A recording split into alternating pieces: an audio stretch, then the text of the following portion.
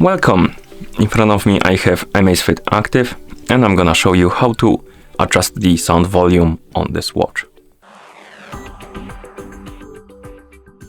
First thing we need to do is to wake up the screen on our watch, and you can do it by pressing the side button.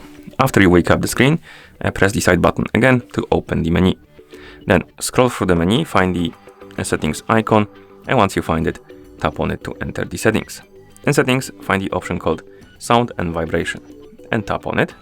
And here we have the volume option. Select it and you will see the volume slider, and you can adjust the sound volume by swiping up and down on the screen, or rather on the slider. So adjust the volume, and once you're done, you can press the side button to go back to watch face. And that's how you adjust the sound volume on this watch. Thank you for watching. If you found this video helpful, please consider subscribing to our channel and leaving a like on the video.